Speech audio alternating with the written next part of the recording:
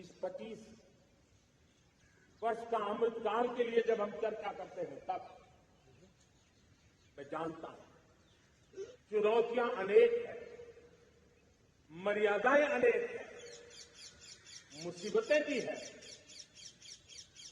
बहुत कुछ है। हम इसको कम नहीं आंकते, रास्ते खोजते हैं, लगातार कोशिश कर रहे हैं, लेकिन दो विषयों को तो मैं यहां आज चर्चा करना चाहता हूं। चर्चा अनेक विषयों पर हो सकती है, लेकिन मैं अभी समय की सीमा के कारण दो विषयों पर चर्चा करता हूं। और मैं मानता हूं हमारे इन सारी चुनौतियों के कारण, विकृतियों के कारण, बीमारियों के कारण इस 25 साल का अमृतकाल, उस पर शायद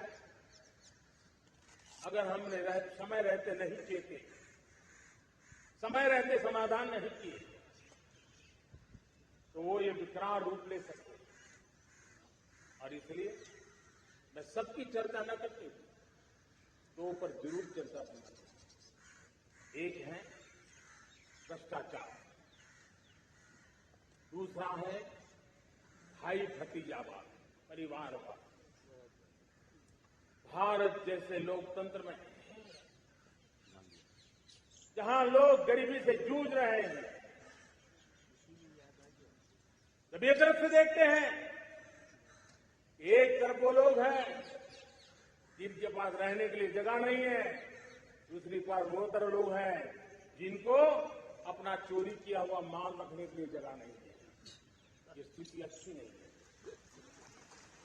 और इसलिए हमें भ्रष्टाचार के खिलाफ पूरी ताकत से लड़ना है।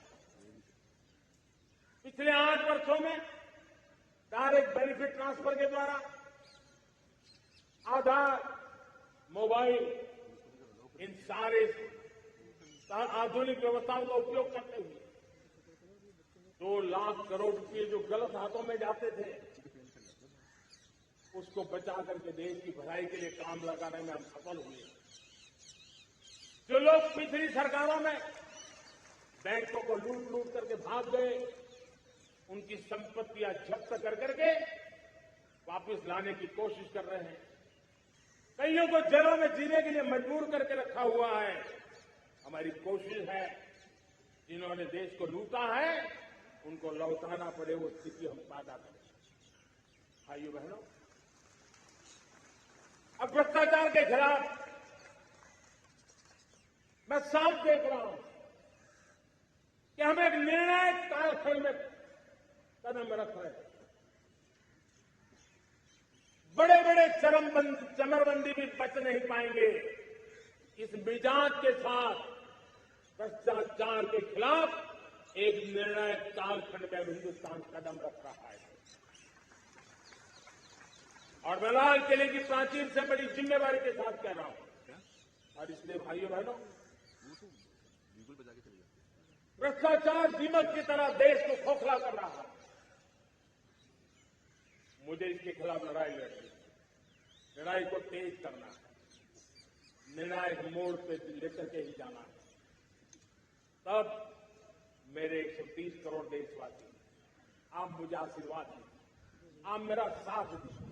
मैं आज आपसे साथ मांगने आया, आपका सहयोग मांगने आया ताकि मैं इस लड़ाई को लड़ पाऊं, इस लड़ाई को देश जीत पाए और सामान्य नागरिक की जिंदगी भ्रष्टाचार ने तबाह करके रखी हुई है।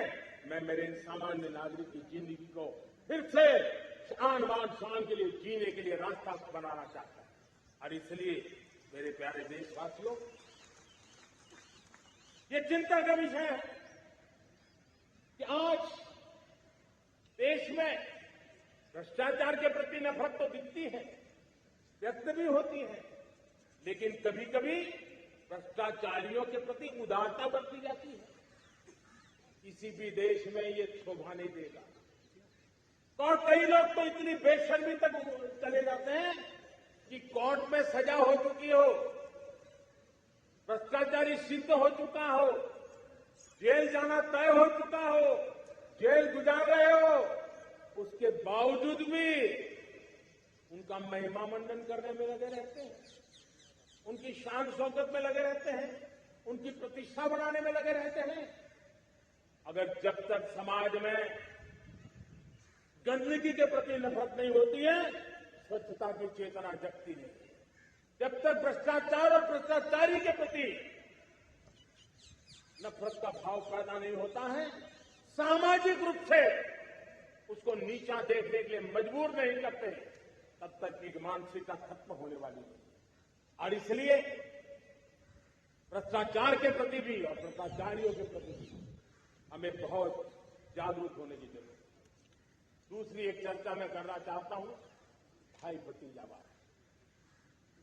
और जब मैं भाई भतीजावाद, परिवारवाद की बात करता हूं तो लोगों को लगता है मैं सिर्फ राजनीतिक क्षेत्र की बात करता हूं। जी नहीं, दुर्भाग्य से राजनीतिक क्षेत्र की उस बुराई ने हिंदुस्तान की हर संस्थाओं में परिवारवाद को पोषित कर दिया है। परिवारवाद हमारी अनेक संस्थाओं को अपने में लपेटे हुए है और उसके कारण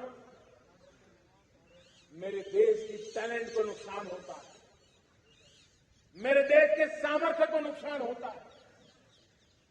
जिनके पास अवसर की संभावनाएं हैं वो परिवारवाद, भाई भतीजे के बाद बाहर रह जाता है। भ्रष्टाचार का भी कारण ये भी एक बन जाता है ताकि उसका कोई भाई भतीजे के कार्य आसरा नहीं है तो लगता है चलो भाई कहीं से खरीद करके के जगह बना लो। इस परिवारवाद से, भाई भतीजावाद से हमें हर संस्थाओं में एक नफरत पैदा करनी पड़ी होगी, जागरूकता पैदा करनी होगी, तब हम हमारी संस्थाओं को बचा पाएंगे। संस्थाओं के उज्जवल भविष्य के लिए बहुत आवश्यक है।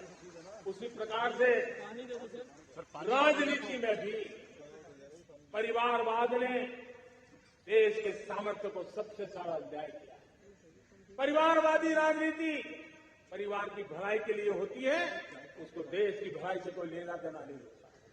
और इसलिए लाल किले की प्राचीर से तिरंगे झंडे के आन बान शान के नीचे भारत के संविधान का स्मरण करते हुए मैं देशवासियों को खुले मन से कहना चाहता हूं, आइए हिंदुस्तान के राजनीति के शुद्धिकरण के लिए भी, हिंदुस्तान की सभी संस्थाओं के शुद्धिकरण के लिए भी हमें देश को इस परिवारवादी मानसिकता से मुक्ति दिला करके योग्यता के आधार पर देश को आगे ले जाने की ओर बढ़ना होगा। यह अनिवार्यता, वरना